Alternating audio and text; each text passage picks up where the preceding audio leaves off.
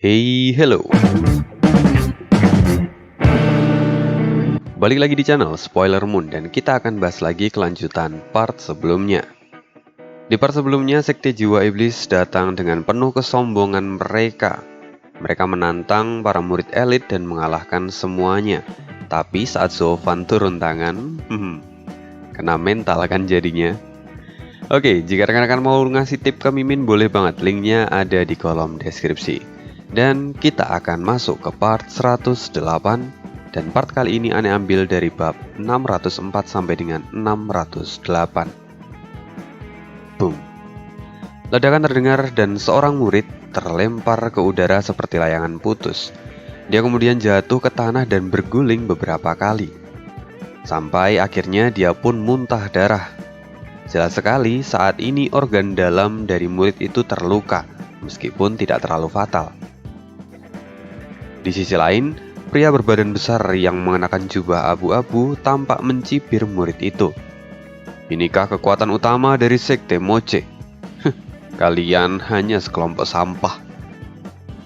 Para murid yang ada di sana pun kini terlihat gemetar ketakutan. Sedangkan para tetua kini tampak mengutuk di dalam hati.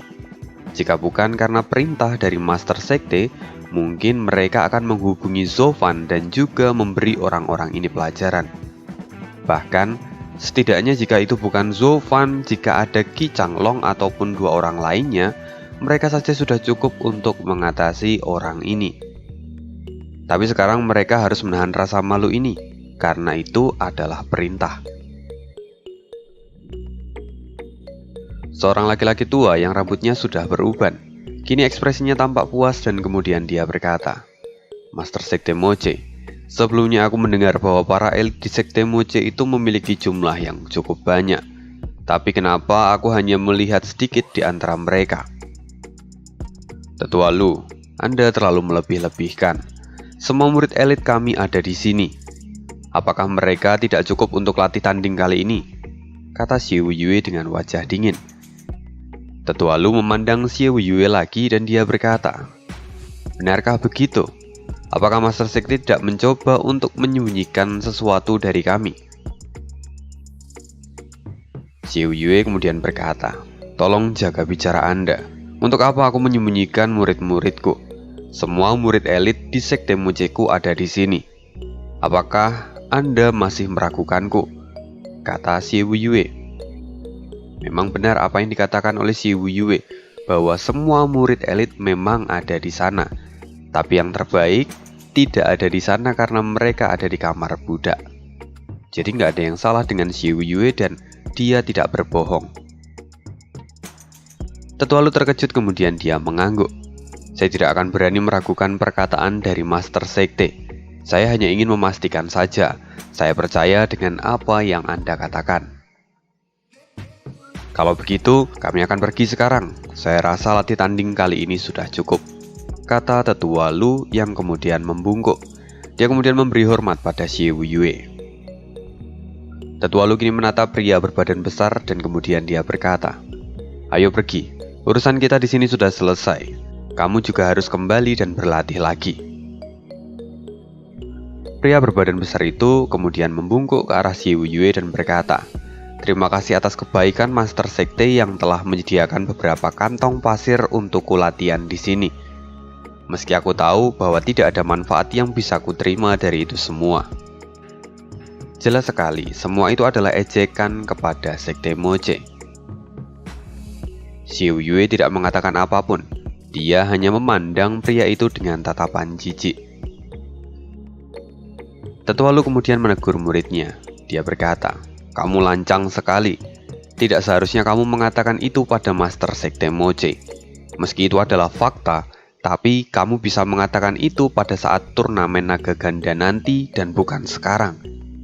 Setidaknya kamu harus memberi mereka sedikit harapan." Meski Tetua Lu itu terkesan memarahi muridnya, tapi sejujurnya tujuan utama dia mengatakan itu masih tetap sama, yaitu untuk mempermalukan Sekte Moche. "Kalian sekarang lebih baik pergi dari tempat ini," kata Xiu Yue dengan suara dingin. Tampaknya dia sudah tidak bisa lagi menahan amarahnya. Mendengar itu Tetua Lu menyeringai. Lalu dia pun melambaikan tangannya dan membawa muridnya pergi dari tempat itu. Setelah kepergian mereka, ekspresi marah di wajah Xiu Yue seketika berubah menjadi senyuman yang mengerikan. Dia kemudian berkata, "Sekelompok katak di dasar sumur mengatakan kalau mereka sudah melihat dunia. Sebentar lagi, aku ingin melihat kematian anak itu di turnamen naga ganda." Tetua lain yang mendengar ini pun segera tertawa. Mereka tahu benar bahwa kemampuan anak ini itu tidak ada apa-apanya. Apalagi jika dibandingkan dengan Zofan, itu sudah seperti bumi dan langit. Kita akan berpindah di sisi lain, di sebuah hutan yang jaraknya kira-kira 1 mil dari Sekte Moche. Di sana Han Ersao tampak terengah-engah lalu memuntahkan darah. Kini wajahnya masih tampak pucat dan ketakutan juga masih terpancar dari matanya. "Kakak kedua, apa kamu baik-baik saja?" Seharusnya kita mengajak kakak pertama.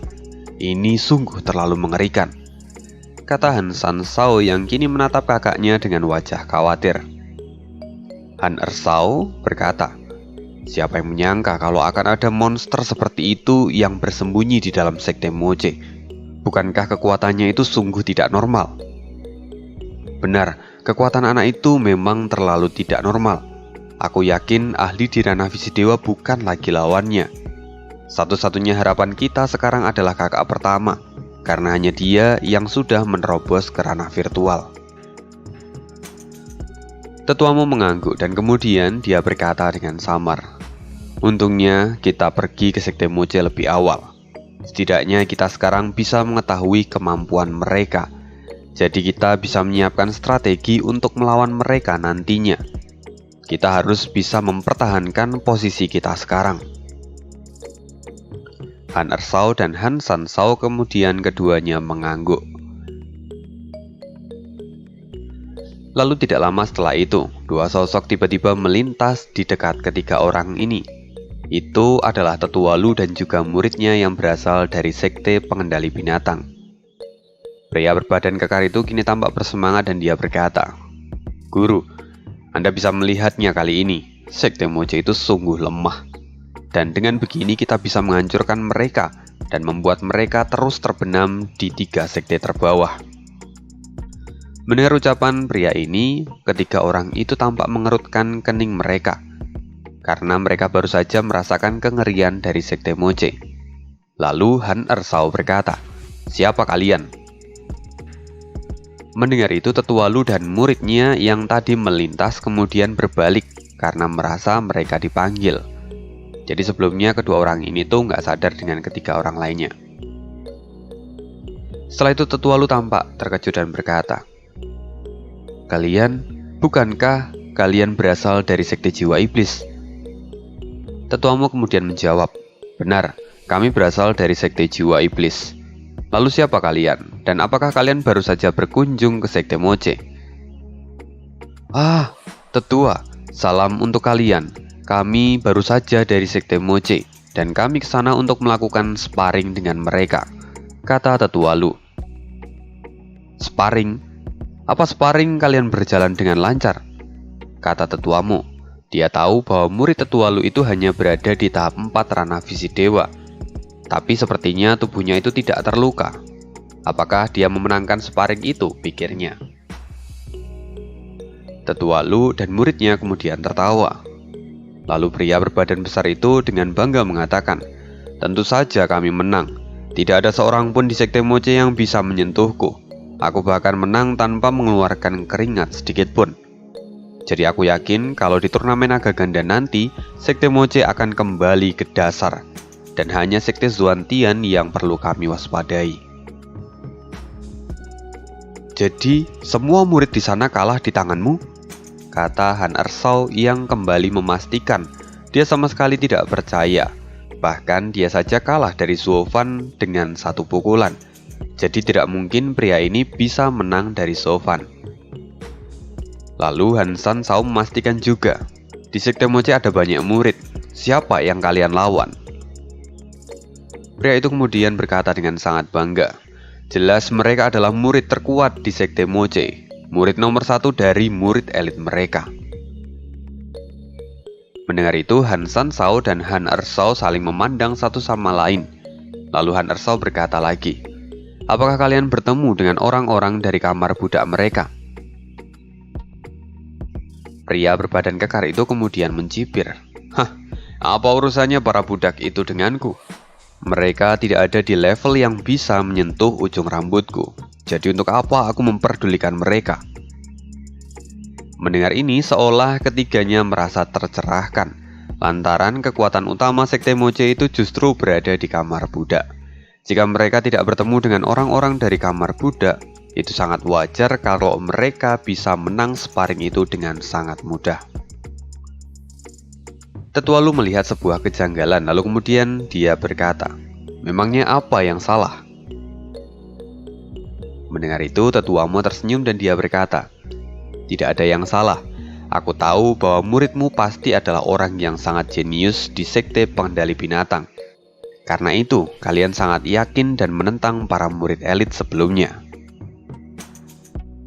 Tentu saja, meski kami masih belum sebanding dengan 3 sekte menengah, tapi di turnamen berikutnya kami masih akan menjadi yang terbaik di antara 3 sekte terbawah, kata pria berbadan besar itu dengan percaya diri. Mendengar itu, Han Ersao dan 2 orang lainnya semakin sulit untuk menahan tawa mereka. Sedangkan Tetua Lu yang melihat hal ini, dia merasa kalau mereka itu sedang diejek sekarang. Tapi sebelum Tetua Lu berkata, Tetua Mo segera melambaikan tangannya dan meminta mereka untuk pergi. Akhirnya mereka tidak berkata-kata lagi dan langsung meninggalkan tempat itu. Setelah mereka pergi, Han Shaosan tertawa lepas. Kedua orang itu benar-benar idiot. Mereka hanya melihat permukaan dari Sekte Moche dan menganggap kalau mereka sudah menemukan semua rahasia yang ada di Sekte Moche. Dan aku yakin saat turnamen naga ganda berikutnya mereka pasti akan menangis dan menderita banyak sekali kerugian. Benar, aku tahu bahwa Xie Wuye pasti sengaja melakukan ini. Dia ingin melihat hancurnya Sekte Pengendali Binatang di masa depan. Karena itu dia sengaja menyembunyikan kartu trufnya dengan sangat baik. Ya, lagi pula siapa juga yang menyangka kalau kekuatan utama Sekte Moche justru berada di kamar budak. Xie Wuye benar-benar orang yang mengerikan. Dia pasti memiliki rencana yang besar untuk turnamen naga ganda kali ini, kata Tetua Mo. Baiklah, sekarang kita harus segera kembali, sambung Tetua Mo, lalu kemudian keduanya pun mengangguk dan meninggalkan tempat itu.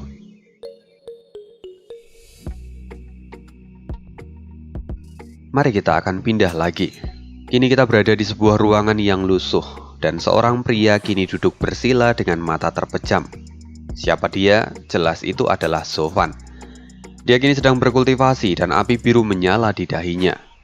Lalu setelah itu seekor naga berwarna-warni mengaum dengan penuh keagungan. Tiba-tiba gelombang fluktuasi menyebar dan Zhou Fan membuka matanya. Tubuhnya segera bergetar dan auranya pun segera meningkat hingga beberapa kali lipat. Di waktu yang sama, jiwa naga itu juga terlihat membuka matanya, dan dengan cepat api biru menyebar ke seluruh tubuh jiwa naga itu. Seluruh tubuh dari jiwa naga itu langsung terbungkus oleh api biru, dan kemudian perlahan bergabung menjadi satu. Secara bertahap, warna dari naga yang sebelumnya itu warna-warni, sekarang mulai berubah menjadi naga api biru. Auman kembali terdengar dan gelombang jiwa yang sangat kuat menggetarkan seluruh area itu. Bahkan getarannya terasa dalam jarak 1000 mil dari tempat Zhou Fan berada sekarang. Auman terus berlangsung selama 1/4 jam, sampai akhirnya naga api biru itu telah menyatu dengan sempurna. Perlahan Zhou Fan mengambil nafas panjang dan mengakhiri kultivasinya itu. Dia kini tampak puas karena basic kultivasinya telah meningkat dalam sekejap. Hanya dalam waktu 3 bulan, Zhou Fan berhasil menerobos tahap kedua ranah visi dewa. Itu adalah waktu yang sangat cepat, dan itu semua terjadi karena teknik permurnian tubuh yang ia gunakan, dan ditambah lagi dengan api biru miliknya. Di sisi lain juga saat ini, satu jiwa naganya telah berevolusi menjadi jiwa naga api biru, di mana itu akan membuka peluang bagi Zovan untuk bisa menggunakan kekuatan roh dengan sangat efisien dan efektif di masa depan. Lalu setelah itu, tiba-tiba ada suara dari luar ruangan. "Steward Zuo, bisakah saya masuk?" Zovan mengerutkan keningnya dan kemudian dia berkata, "Bai Jifu, ya, masuklah." Setelah itu Zovan melambaikan tangannya dan formasi pelindung di ruangan itu segera dilepaskan. Lalu kemudian pintu ruangan itu pun terbuka secara perlahan. Bai Jifu kini tampak tersenyum puas ketika melihat peningkatan kultivasi Zovan. Dia segera mengepalkan tangannya dan berkata, "Selamat untuk kemajuan dari Steward Zuo." "Bai Jifu, Anda terlalu sopan. Aku hanya berusaha sedikit lebih keras daripada yang lain, dan karena itu juga aku bisa melakukan terobosan ini. Andai semua murid di sekte ini bisa memiliki semangat untuk berjuang lebih keras, mungkin mereka akan bisa berkembang dengan baik. Tapi nyatanya, mereka hanya menemuiku dan meminta bahan obat untuk kultivasi. Sungguh anak-anak yang menyedihkan," kata Zovan sambil menggelengkan kepalanya. Bai Jifu sendiri sedikit terkejut mendengar opini dari Zovan. Lantaran pada kenyataannya ada banyak orang yang berjuang lebih keras daripada Zovan, tapi mereka tidak bisa menyainginya. Ya lagi pula di mata Bai Jifu, Zovan itu adalah seseorang yang sangat jenius yang sangat berbakat. Jadi tidak ada gunanya membandingkan Zovan dengan orang lain. Lalu setelah itu, Zovan menatap Bai Jifu yang saat ini masih terdiam. Dia kemudian berkata, "Hei Bai Jifu, apa yang ingin kamu katakan? Kenapa kamu mencariku?" Bai Jifu tersadar akan tugasnya dan kemudian dia berkata, "Steward Zuo, sebelumnya Master Sekte dan 3 tetua ingin menemuimu. Tapi karena kamu sedang dalam kultivasi yang mendalam, aku tidak berani mengganggumu. Jadi aku menunggu selama 3 hari. Dan setelah kamu melakukan terobosan, maka aku segera masuk dan ingin memberitahumu tentang hal ini." Zovan tampak mengerutkan keningnya dan kemudian dia berkata, "Apa kamu tahu kenapa aku diminta untuk menemui mereka kali ini?" Bai Jifu kemudian mengangguk dan berkata, "Ya, Master Sekte dan 3 iblis dari dunia bawah ingin membicarakan tentang turnamen naga ganda denganmu. Lantaran turnamen itu sudah sangat dekat sekarang." Mendengar itu Zovan pun mengangguk. Akhirnya turnamen itu datang juga. Kini matanya terlihat berambisi dan kemudian langsung bangun dari tempat duduknya dan pergi menuju aula Xie Wuyue. Di aula, Zovan melihat Xie Wuyue dan 3 iblis dari dunia bawah. Mereka tampaknya sudah menunggu di sana untuk waktu yang lama. Lalu Xie Wuyue pun berkata, "Akhirnya kamu datang juga. Kenapa kamu lama sekali?" Zovan kemudian berkata dengan acuh tak acuh, "Aku baru datang karena aku baru menyelesaikan terobosanku." Mendengar itu Xie Wuyue pun mengangguk dan kemudian berkata, "Ya, aku telah mendengarnya dari Bai Jifu. Jika tidak, pasti aku sudah menghukummu karena kamu berani mengabaikan panggilan dari Master Sekte." Zovan mengabaikan kata-kata itu, kemudian dia berjalan ke depan lalu duduk tanpa dipersilahkan. Xie Wuyue yang melihat hal ini, pupil matanya tampak mengecil karena merasa kesal. Ini jelas adalah tindakan yang tidak sopan. Tapi, memangnya apa yang bisa dia lakukan pada Zovan sekarang? Jadi pada akhirnya Xie Wuyue hanya bisa mengabaikannya. Yang Sa kini tiba-tiba tertawa dan dia berkata, "Zovan, aku tidak menyangka kamu bisa melakukan terobosan dalam waktu sesingkat ini. Kamu benar-benar akan menjadi pilar masa depan sekte ini. Dengan kemampuanmu ini, bahkan aturan tidak akan lagi mengikatmu. Bukankah begitu, Xie Wuyue?" "Orang tua bau, bukankah sudah kukatakan, panggil aku Master Sekte? Kau itu sama saja. Aku sudah mengingatkanmu berulang kali. Panggil aku Master Sekte, tapi kau tidak pernah melakukannya," kata Xie Wuyue yang kini tampak kesal. Dan mendengar itu, Yang Sa hanya tertawa. Setelah itu si Uyue kemudian menatap Sofan lagi dan berkata, "Sofan, kali ini kami memanggilmu karena turnamen naga ganda sudah sangat dekat. Sudah saatnya kamu mengenali seluk-beluk dari turnamen naga ganda." Sofan kini melirik dan kemudian mengangguk. Ini adalah momen yang sudah sangat lama Sofan tunggu-tunggu. Setelah itu, keempat orang itu saling memberi isyarat dan kemudian Yangsa berkata, "Sofan, sebelum kamu mengikuti turnamen naga ganda, kamu harus mengetahui asal-usul dari turnamen ini. Sebelumnya, apakah kamu pernah mendengar tentang tambang roh suci?" Tentu saja Sofan tahu akan hal ini, apalagi pengalamannya di masa lalu itu sangatlah banyak. Tapi, dia kali ini harus pura-pura tidak tahu untuk menghindari kecurigaan. Lalu dia pun menggelengkan kepala dan berkata, "Tambang roh suci? Apa itu?" Yangsa kemudian tersenyum dan dia berkata, "Kamu berasal dari Tianyu, jadi sangat wajar jika kamu bahkan tidak pernah mendengarnya." "Baiklah, aku akan menjelaskannya secara singkat. Tambang roh suci adalah tambang penghasil batu roh suci, yang mana itu lebih bermanfaat daripada batu roh, atau yang juga kita sebut sebagai batu spiritual. Yang mana batu itu bisa didapatkan dari tambang batu roh. Efisiensi dari batu roh suci ini sangat luar biasa. Jika kamu menggunakannya dalam formasi untuk kultivasi, kamu bisa mendapatkan hasil hingga 2 kali lipat hanya dengan mengerahkan setengah dari tenaga yang seharusnya. Karena itu tambang ini menjadi sangat penting bagi seluruh benua. Selain itu, di seluruh benua ini hanya ada 5 tambang batu roh suci." Mendengar itu mata Sofan terbelalak. "Tunggu, ada 5 tambang batu roh suci?" kata Sofan di dalam hatinya. Siapa yang mengira bahwa alam bawah ini ternyata menyimpan 5 tambang roh suci? Padahal di kehidupan sebelumnya, Sofan itu adalah sosok Raja Iblis yang mana dia itu bahkan tidak mampu untuk memiliki 1 tambang pun. Kemampuannya masih kurang. Jika mereka yang ada di alam atas mendengar hal ini, bukankah mereka akan saling memperebutkannya dan menyerang tempat ini? Pikir Sofan. Tapi tunggu, Sofan bahkan tidak bisa merasakan aura dari tambang batu ini. Jika memang ada 5, seharusnya seluruh benua ini dipenuhi dengan aura surgawi yang begitu kuat. Tapi selama ini dia tidak pernah merasakannya. Bahkan aura di dunia bawah ini justru terasa sangat tipis. Sofan mengerutkan keningnya dan merasa kebingungan. Sekarang, keempat orang itu menatap Sofan dengan tatapan yang aneh.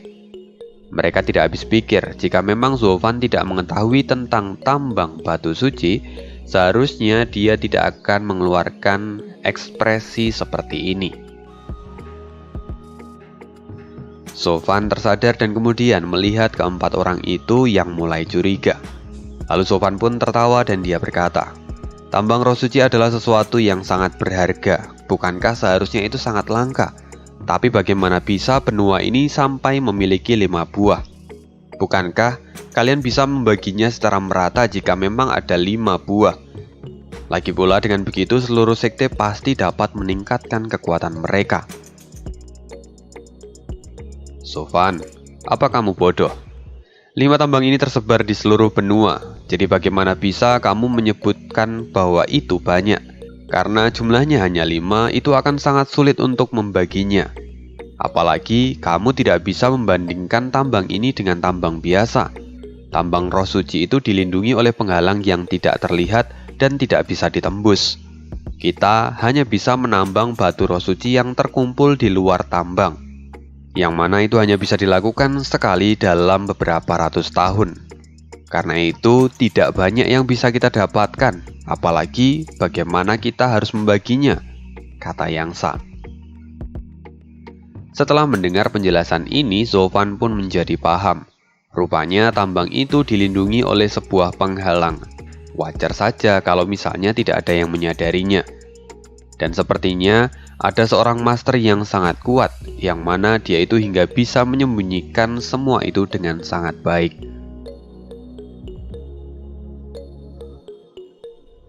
Setelah itu Sofan memandang mereka berempat dan dia berkata lagi, Sekarang aku bisa mengerti arti penting dari turnamen naga ganda.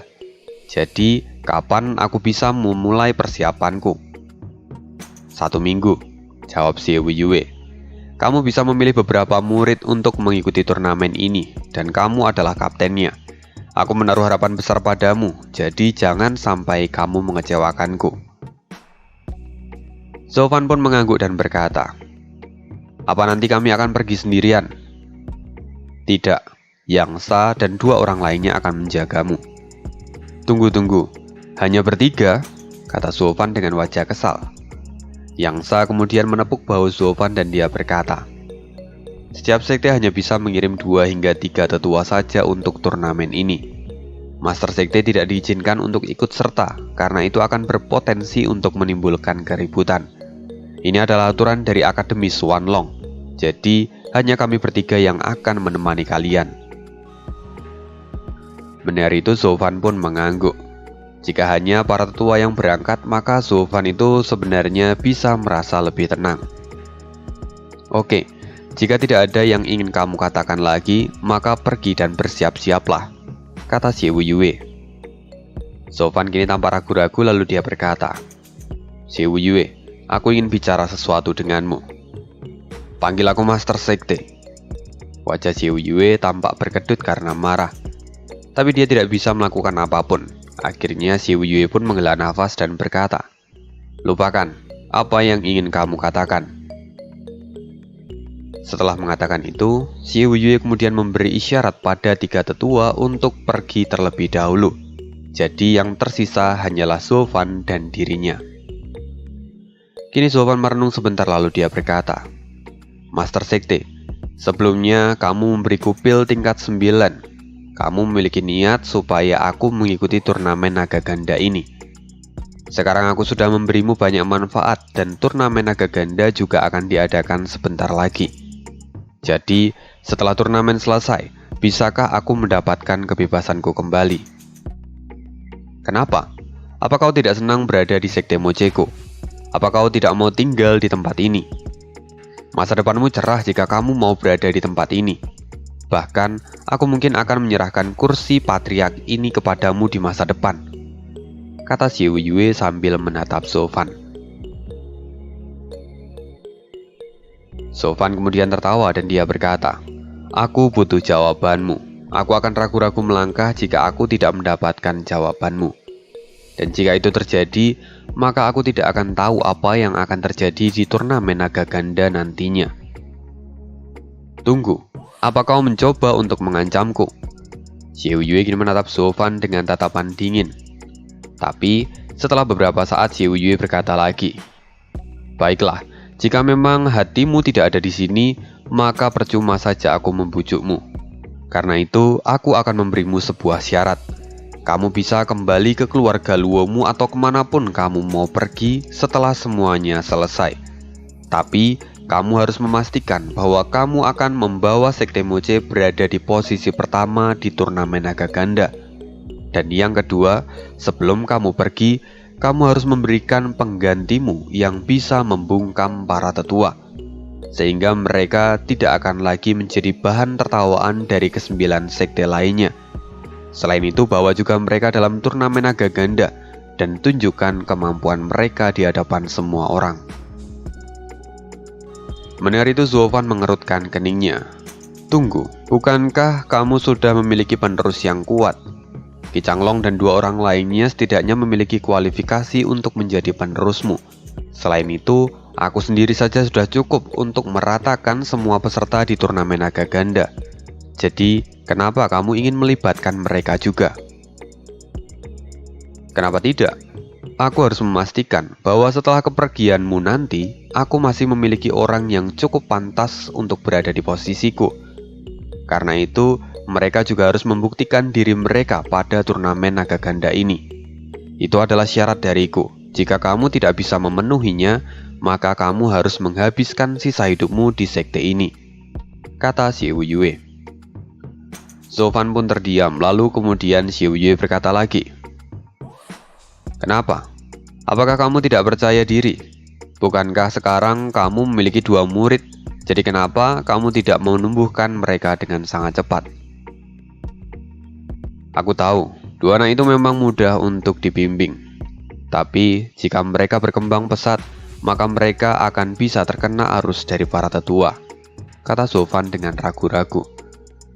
Xiu Yue tidak bisa menahan senyuman di wajahnya dan dia berkata lagi, "Aku tahu apa yang kamu khawatirkan, tapi ini adalah jalan yang harus kamu lalui. Kamu harus membimbing mereka sampai cukup pantas. Jika tidak, maka bisa jadi merekalah yang nanti akan menyeretmu dan kembali ke sekte ini." Lalu setelahnya Xiu Yue melambaikan tangannya dan melemparkan sebuah token giok bertuliskan Moche. Sofan melihat hal ini dengan wajah keheranan. Lalu Xiu Yue menjelaskan, "Itu adalah token Master Sekte. Di dalamnya berisi kekuatan jiwaku. Jika kamu menunjukkan token itu ke depan tetua ataupun para murid, maka mereka akan memujamu, sama seperti saat mereka memujaku." "Sial, kau punya barang sebagus ini, tapi kamu baru saja mengeluarkannya sekarang. Aku merasa semua pengorbananku itu sia-sia," kata Sofan. Xiu Yue menggelengkan kepalanya dan dia berkata, "Saat kamu datang, kamu sudah cukup kuat untuk bertarung dengan para tetua. Jika kamu memiliki token ini, mereka tidak akan berani menentangmu, meski mereka adalah tetua.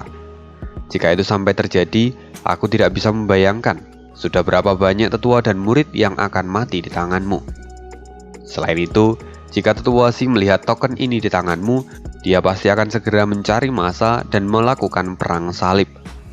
Apa kamu juga ingin membunuhku?" Sofan kemudian berkata, "Master Sekte benar-benar memiliki perhitungan yang bagus. Jika sejak awal kamu memberiku ini, maka aku tidak akan pernah mengurusi hal-hal kecil seperti sekarang." "Baiklah, kalau begitu aku akan pergi sekarang," kata Sofan yang kemudian berbalik dan meninggalkan tempat itu. Xiu Yue kini masih tetap ada di sana dan melihat kepergian dari Sofan. Kini wajahnya berubah menjadi dingin dan kemudian bergumam, "Sofan, dia berkembang terlalu cepat di dalam sekte ini. Dia telah melampaui bayanganku, dan jika dia berhasil memenangkan turnamen ini, maka aku akan menjadi master sekte yang paling cemerlang di seluruh sekte." Tawa Xiu Yue menggema di seluruh ruangan itu. Waktu terus berjalan dan malam pun sudah digantikan oleh pagi. Kini Sofan bersama dengan Yangsa dan dua orang lainnya. Mereka akan melakukan perjalanan menuju tempat di mana turnamen naga ganda dilangsungkan. Selain mereka, ada juga para murid yang telah dipilih oleh Sofan. Mereka adalah Qi Changlong, Bai Lian, Lucie, Guihu, Tie Ying, Kuilang, Guigang, dan Yue Er. Selain itu juga ada beberapa murid yang memiliki potensi yang bagus. Kini mereka sudah berada di tepian sekte. Dan setelah penghalang yang ada di sekte Moche itu terbuka, mereka kini berjalan keluar satu persatu. Yang saat ini tampak tersenyum pahit dan berkata pada Sofan, "Sofan, Master Sekte telah memberimu waktu 1 minggu untuk mempersiapkan diri. Lantas kenapa kamu sudah memutuskannya hanya dalam waktu semalam? Apalagi, apakah mereka semua yang memang ingin kamu bawa? Bukankah sekarang kamu terlalu ceroboh?" Sofan kini mengangkat bahunya dan berkata, "Memangnya kenapa? Aku tahu kekuatan mereka, jadi aku membawa apa yang harus kubawa dan meninggalkan apa yang harus kutinggalkan." Tapi Yangsa kini masih tampak bingung dan berkata, "Aku tahu maksudmu, tapi seharusnya kamu sadar bahwa dua orang ini baru saja menerobos ke ranah visi dewa. Mereka hanya bisa bertarung menggunakan harta sihir mereka, dan jika tidak, mereka pasti akan langsung dikalahkan di ronde pertama.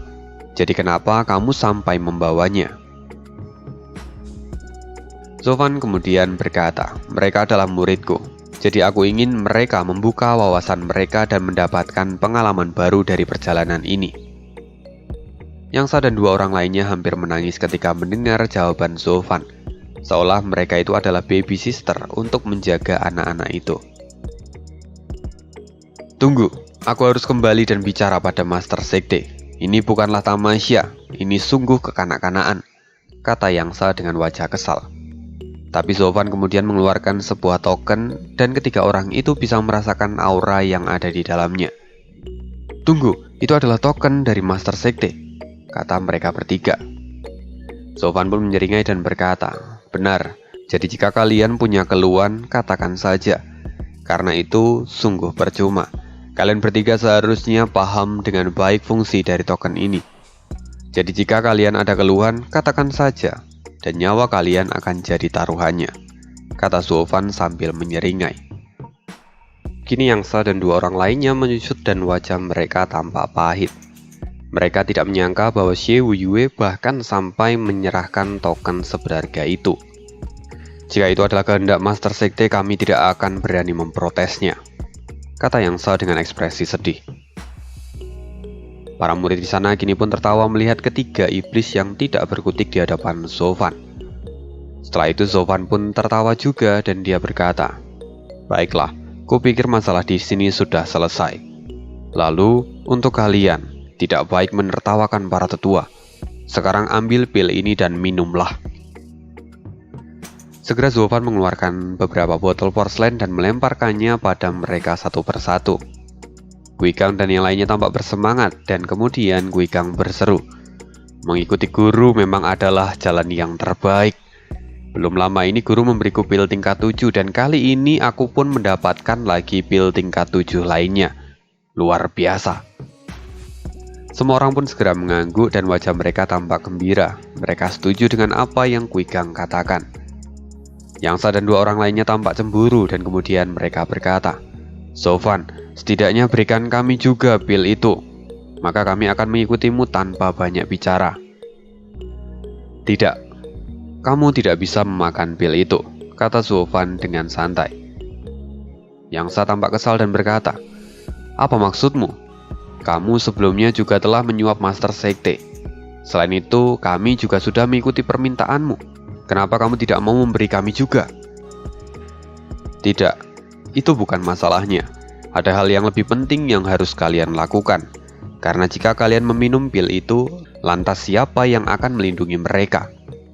Aku tidak akan bisa menjaga mereka semua dengan kemampuanku, kata Zovan dengan seringai misterius di wajahnya. Melindungi? Apa maksudnya? Pikir ketiga orang itu. Tapi saat ini, para murid sudah mulai meminum pil itu dan tiba-tiba kulit mereka menjadi lebih pucat dan persendian mereka menjadi kaku. Mereka semua terkejut karena sekarang bahkan kultivasi mereka tiba-tiba terkunci dan tidak bisa dimobilisasi. Guilang kemudian berkata, ada apa denganku? Mereka mulai kesulitan untuk menggerakkan tubuh mereka. Melihat hal ini, tiga tetua terkejut dan berkata, Zovan, apa yang kau lakukan? Zovan kini tertawa dan kemudian berkata, faktanya pil tingkat 7 belum tentu itu adalah pil roh. Tapi pil tingkat 7 juga bisa berarti itu adalah pil racun.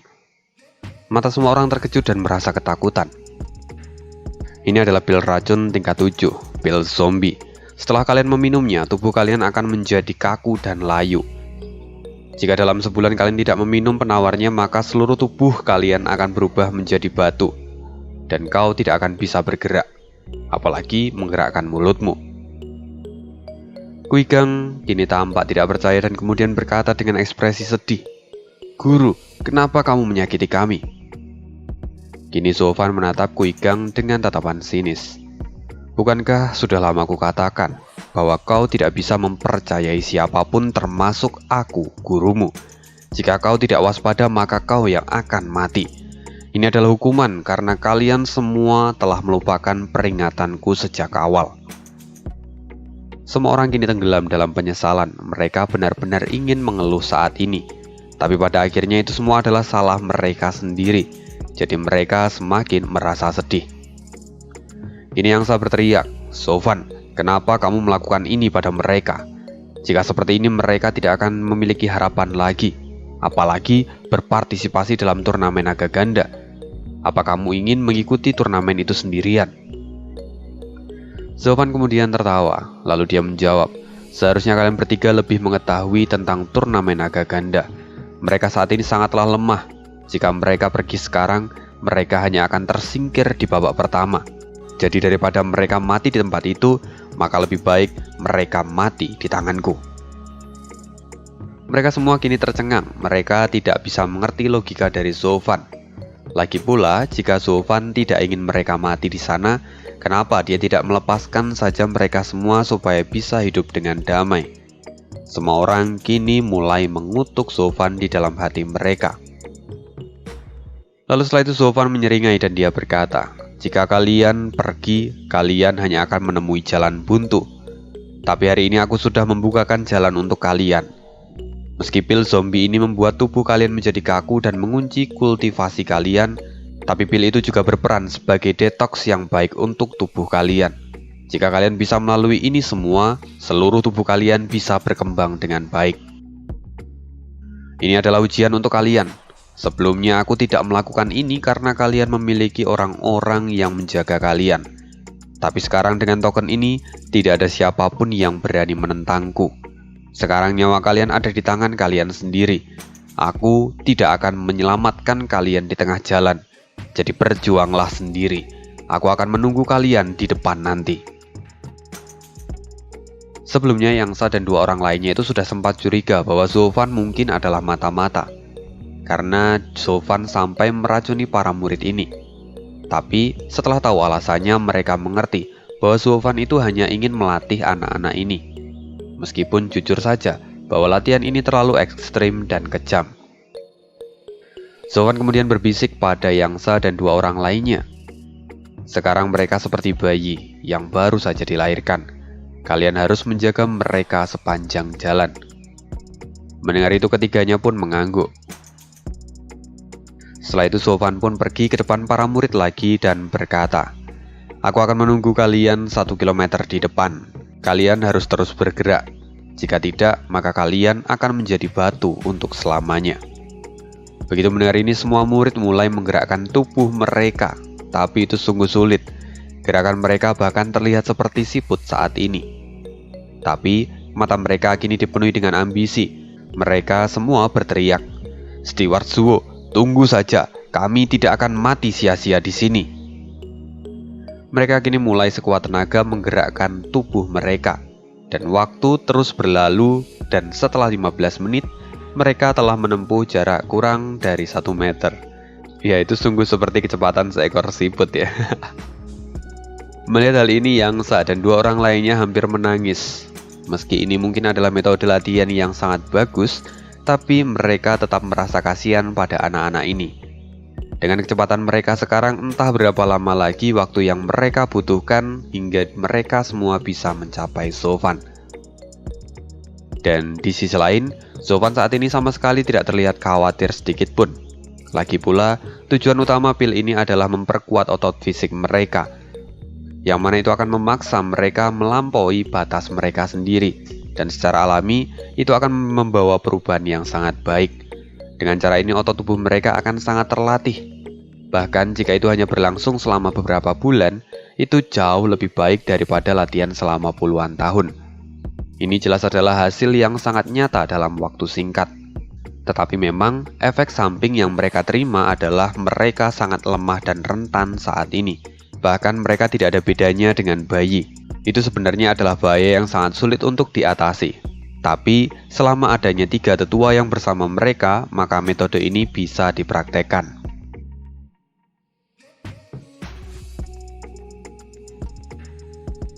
Di sisi lain, setiap sekte kini sudah mulai melakukan persiapan untuk turnamen naga ganda. Karena itu, mari kita jalan-jalan dan melihat persiapan mereka.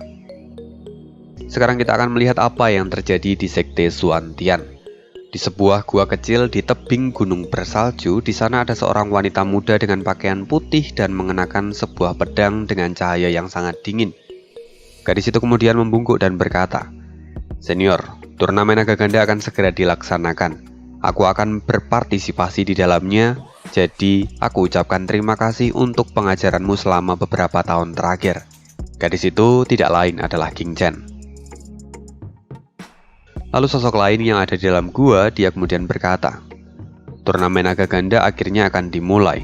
Aku penasaran apakah anak itu akan datang." Sosok itu kemudian merenung sebentar dan dia berkata lagi, "King Chan, kamu sekarang adalah pemegang pedang cahaya dingin atas namaku. Tapi bisakah kamu menjanjikan sesuatu padaku?" "Senior, tolong katakan," kata King Chan sambil membungkuk. "Pada saat turnamen naga ganda berlangsung, tolong bersikaplah sedikit lebih lembut pada Sekte Moche. Aku tidak ingin dia yang menyelamatkan hidupku terluka. Jadi meski aku tahu pedang itu sekarang adalah milikmu, tapi bisakah aku memintamu akan hal ini?" "Dia penyelamat?"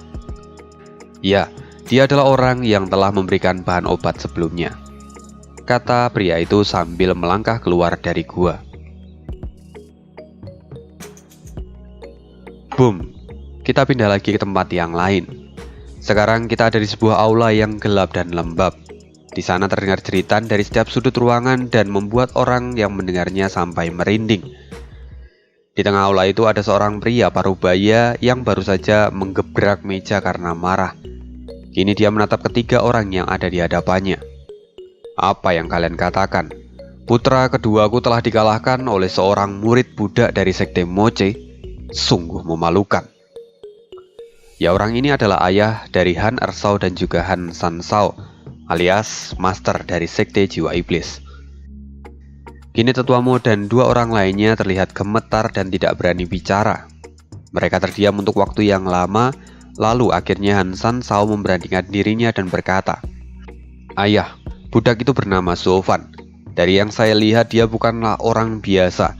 Aku ragu kalau ada yang bisa menyaingi kemampuannya saat ini." "Apa yang dikatakan oleh Tuan Muda memang benar, Master Sekte. Saya adalah saksi yang sudah melihat kemampuannya secara langsung.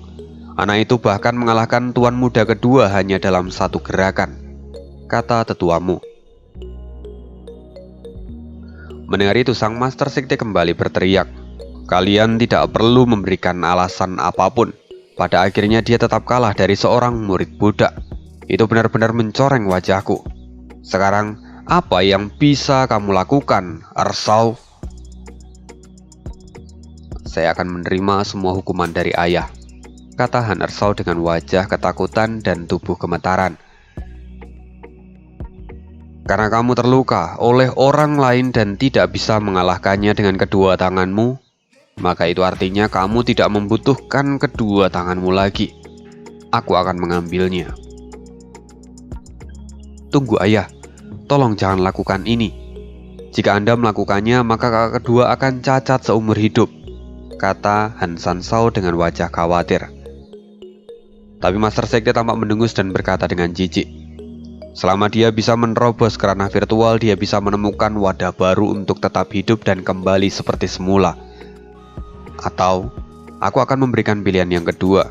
Aku hanya akan mengambil satu tangan, tapi dia harus menerima hukuman rasa sakit selama 7 hari dan 47 jenis rasa sakit yang berbeda. Kau bisa memilih salah satu di antara itu."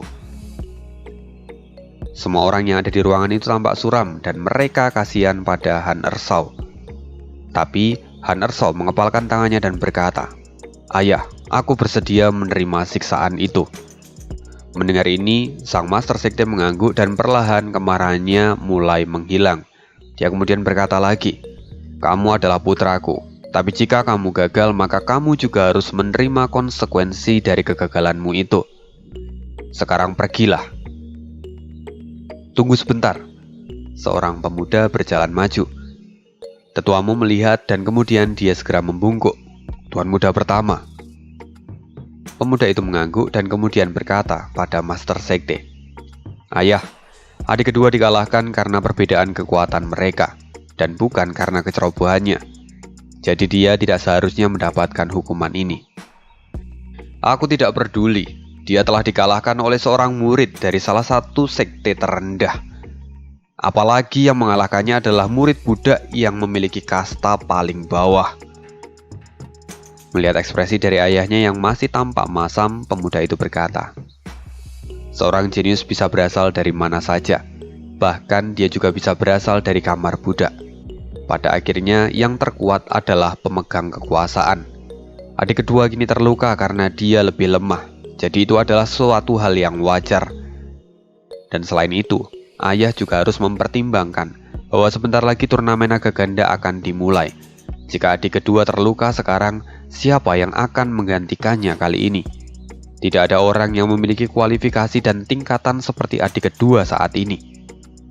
Jika kita menggantinya, kekuatan kita akan melemah, dan itu artinya kita akan menjadi yang terakhir di antara 3 sekte menengah. Jika sekte Moche memang memiliki jenius itu, maka mereka bisa saja menyeret kita ke bawah dan menggantikan posisi kita. Jika itu sampai terjadi, maka itu akan jauh lebih riskan. Tolong, ayah pertimbangkan tentang masalah ini juga. Mendengar itu, si Master Sekte tampak mengerang sebentar lalu kemudian mengangguk. Baiklah, kalau begitu aku akan menunda hukumannya. Setelah turnamen naga ganda, aku akan mempertimbangkan kembali apakah aku harus menghukumnya atau tidak. Tapi semua itu akan tergantung pada penampilannya.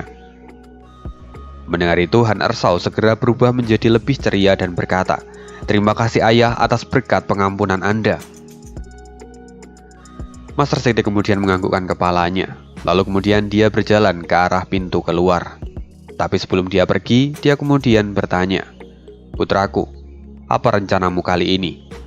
Jika sampai anak itu benar-benar muncul di dalam turnamen ini, apa yang mau kamu lakukan?" Pemuda itu kemudian berbalik dan berkata, "Apa yang bisa kulakukan?